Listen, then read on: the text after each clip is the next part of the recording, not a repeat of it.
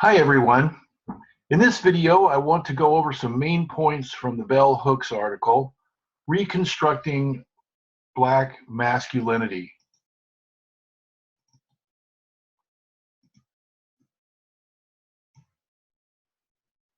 I should mention that Bell Hooks adopted her grandmother's name as a pen name because her grandmother, quote, was known for her snappy and bold tongue, which she greatly admired. She put the name in lowercase letters to distinguish herself from her grandmother. She said that her unconventional lowercasing of her name signifies what is most important in her works, the substance of the books, not who I am, she said. Hooks sets up the theme of her paper by giving us some details about her childhood, and especially about her brother. When she was a child, people in the Black community saw men as having to conform to a masculine ideal of power. This consisted of aggressiveness, quickness to anger, and what she calls phallocentrism. In contrast, her brother was different. Like some of the men she encountered in her life, her brother was a free spirit, someone who was caring, loving, and giving.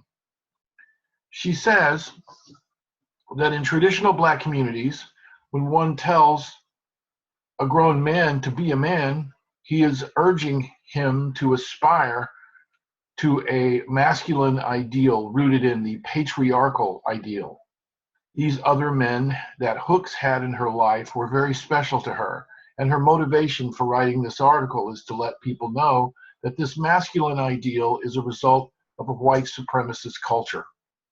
In addition, she states that many men of color are not like this at all. Hooks argues that the image of Black male masculinity is a result of stereotypes of Black men as lazy and shiftless.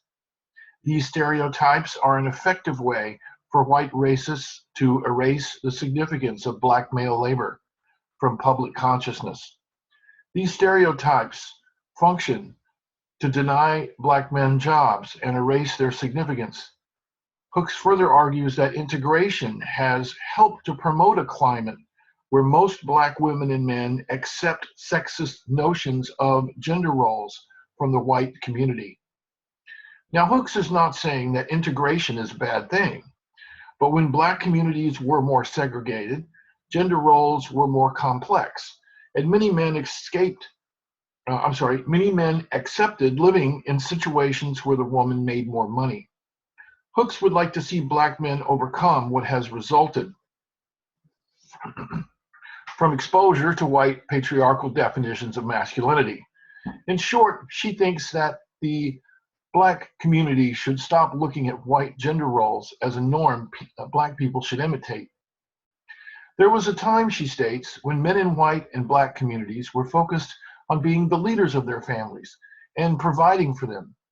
However, with increasing industrialization, men have had a difficult time doing this because their self-image was being devalued in the workplace.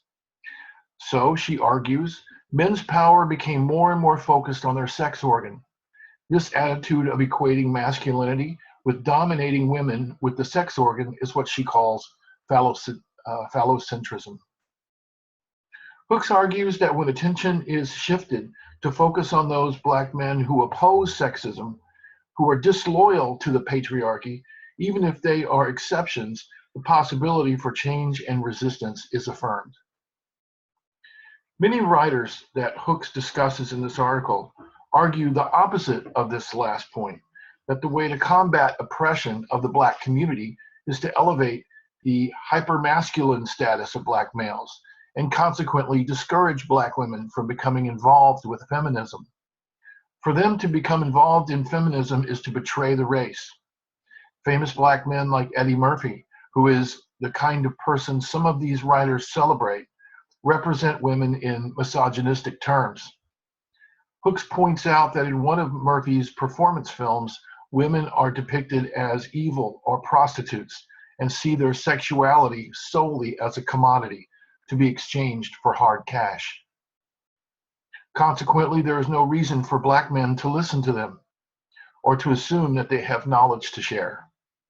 This puts most Black men in a state of denial, refusing to acknowledge the pain in their lives that is caused by sexist thinking. It also makes Black men fight among themselves. Images of phallocentric Black masculinity are glorified and celebrated in rap music, videos, and movies, Hooks argues. According to Hooks, they are the representations that are evoked when white supremacists try to gain acceptance for assaulting Black men.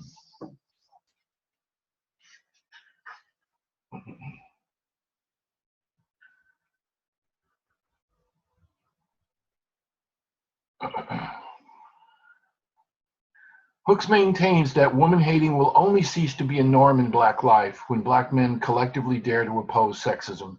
She argues that Black men should assume responsibility for their personal growth, give up phallocentrism, and envision new ways of thinking about Black masculinity. I hope this video has helped your understanding of this interesting and important paper. Thanks for your time and attention.